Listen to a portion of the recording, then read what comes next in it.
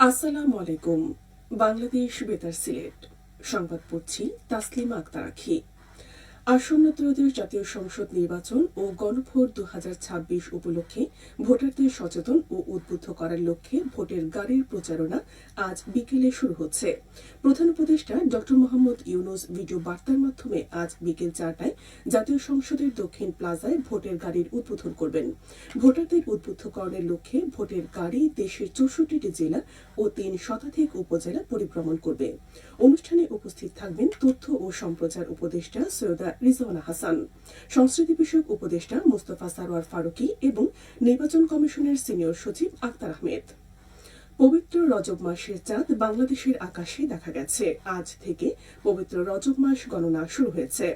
আগামী 16 জানুয়ারি শুক্রবার দিবাগত রাতে সারা দেশে পবিত্র শবে মেরাজ উদযাপিত হবে।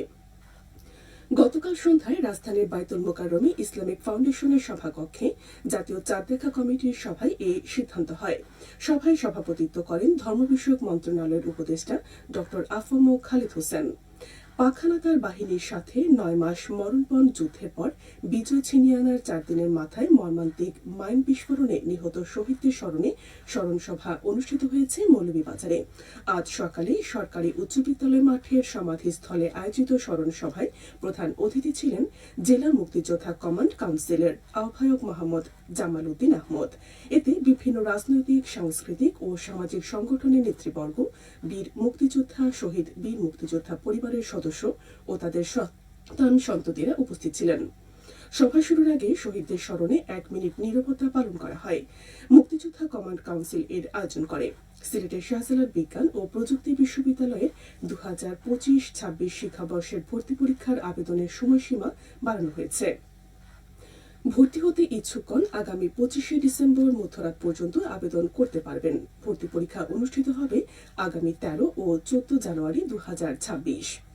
মরমী সাধক ও গীতিকবি হাসন রাজার গতকাল 167তম জন্মবার্ষিকী ছিল। সুনামগঞ্জের লক্ষণশ্রীতে 1854 সালের 21শে ডিসেম্বর তিনি জন্মগ্রহণ করেন।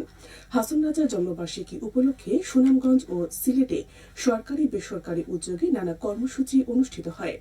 মরমী কবি হাসন রাজার 171তম জন্মবার্ষিকী উপলক্ষে মাটির পিঞ্জিরার মাঝে বন্দী হইয়ারে লোক সাংস্কৃতিক অনুষ্ঠান অনুষ্ঠিত হয়েছে। গতকাল বিকেল 5:30টায় শুরু হয়ে অনুষ্ঠান চলে রাত 8টা পর্যন্ত। জেলা শিল্পকলা একাডেমির হাসন রাজা মিলনায়তনে জেলা প্রশাসন ও জেলা শিল্পকলা একাডেমির যৌথ আয়োজনে অনুষ্ঠানে গান ও আলোচনায় হাসন রাজার জীবন দর্শন ও লোক ঐতিহ্য তুলে ধরা হয়। খ্রিস্টান ধর্মাবলম্বীদের প্রধান ধর্মীয় উৎসব শুভ বড়দিন উপলক্ষে মৌলভীবাজারের খ্রিস্টান মিশনারি, গির্জা ও ক্যাথলিক মিশন ও পঞ্জিগুলো নতুন সাজে সজ্জিত করা হচ্ছে। জেলা শহরের বনবিথি এলাকার খ্রিস্টান মিশনারি ও ক্যাথলিক মিশন সহ অন্যান্য গির্জাগুলোতে আলোকসজ্জা, গোশাল নির্মাণ, ক্রিসমাস ট্রি সজ্জিত করার শেষ মুহূর্তের প্রস্তুতি চলছে। আগামী বৃহস্পতিবার মধ্যরাতে প্রার্থনার মধ্য দিয়ে শুরু হবে বড়দিনের মূল আনুষ্ঠানিকতা। উৎসবকে ঘিরে আনন্দের জোয়ার বইছে জেলার প্রতিটি খ্রিস্টান ধর্মাবলম্বীর পরিবারে। জেলা প্রশাসক তৌহিদুজ্জামান পাভেল জানান, উৎসবমুখর পরিবেশে শান্তিপূর্ণভাবে বড়দিন উদযাপনে আইনশৃঙ্খলা রক্ষাকারী বাহিনী সহ প্রশাসনের পক্ষ থেকে নেওয়া হয়েছে কঠোর নিরাপত্তা ব্যবস্থা। আগামী বুধবার থেকে প্রতিটি গির্জা, খ্রিস্টান মিশনারি ও ক্যাথলিক মিশনে পুলিশ ও আনসার মোতায়েন থাকবে। এছাড়া র্যাব ও সেনাবাহিনী টহল জোরদার করা হয়েছে।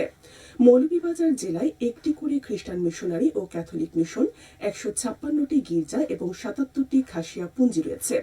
বাংলাদেশের মুক্তিযোদ্ধাদের প্রধান, উপপ্রধান সেনাপতি ও বাংলাদেশের প্রথম বিমান বাহিনী প্রধান এয়ার ভাইস মার্শাল অবসরপ্রাপ্ত আব্দুল করিম খন্দকার বীর উত্তমের জানাজা গতকাল বিকেলে রাজধানীর বিএএফ বেস বাসার প্যারেড গ্রাউন্ডে অনুষ্ঠিত হয়েছে। বাংলাদেশ বিমান বাহিনী বেস বাসারের কেন্দ্রীয় মসজিদের ইমাম জানাজা পরিচালনা করেন। অন্তর্বর্তী সরকারের প্রধান উপদেষ্টা অধ্যাপক ডক্টর মোহাম্মদ ইউনূস জানাজায় অংশগ্রহণ করেন। এ সময় অন্তর্বর্তী সরকারের উপদেষ্টাবৃন্দ, 3 বাহিনীর প্রধান, ঊর্ধ্বতন বেসামরিক ও সামরিক কর্মকর্তা এবং সশস্ত্র বাহিনীর সদস্যরা জানাজায় উপস্থিত ছিলেন। জানাজার আগে কফিন বহনকারীরা মার্চ করে তার কফিন মঞ্চে নিয়ে যান এবং এ সময় কে খন্দকারের প্রতি রাষ্ট্রীয় মর্যাদায় গার্ড অফ অনার প্রদান সহ আনুষ্ঠানিক ফিউনারেল প্যারেড অনুষ্ঠিত হয়। এ সময় এ কে খন্দকারের জীবনী পাঠ করেন বিএএফ বিমান সচিব air vice marshal Abdullah Al Mamun. তার পুত্র জাফরুল করিম খন্দকার সংক্ষিপ্ত বক্তব্য রাখেন। জানাজা শেষে রাষ্ট্রপতির পক্ষ থেকে তার সামরিক সচিব কফিনে পুষ্পস্তবক অর্পণের মাধ্যমে শ্রদ্ধা নিবেদন করেন। প্রধান উপদেষ্টা অধ্যাপক মোহাম্মদ ইউনুসও পৃথকভাবে পুষ্পস্তবক অর্পণ করে এ কে খন্দকারের প্রতি গভীর শ্রদ্ধা জানান। এবারে শুনুন কৃষি সংবাদ। সুনামগঞ্জে বোরো ধান রোপণে কৃষকরা ব্যস্ত সময় পার করছেন। হাওরের পানি কমতে শুরু করায় জমিতে কাজে নামতে শুরু করেছেন কৃষকরা। এবছর জেলায় 2,23,505 হেক্টর জমি চাষাবাদ করা হবে। অকাল বন্যার হাত থেকে ফসল রক্ষায় জেলায় এবার 673টি বাঁধ সংস্কার হচ্ছে। এতে ব্যয় হচ্ছে 137 কোটি টাকা। এবার খেলার খবর। Cricket. Bangladesh premier league BPL এর 12তম আসর শুরু হবে আগামীকাল 26শে ডিসেম্বর। সিলেট আন্তর্জাতিক ক্রিকেট স্টেডিয়ামে খেলার উদ্বোধন করা হবে। এতে স্বাগতিক সিলেট সহ 6টি ফ্রাঞ্চাইজি টিম অংশ নেবে। গতকাল থেকে শুরু হয়েছে সিলেট পর্বের টিকিট বিক্রি।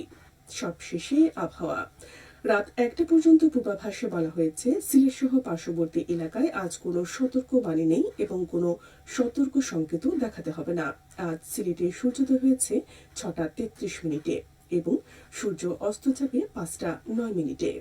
সংবাদ শেষ হলো। আমাদের পরবর্তী স্থানীয় সংবাদ প্রচারিত হবে সন্ধে 7টায়।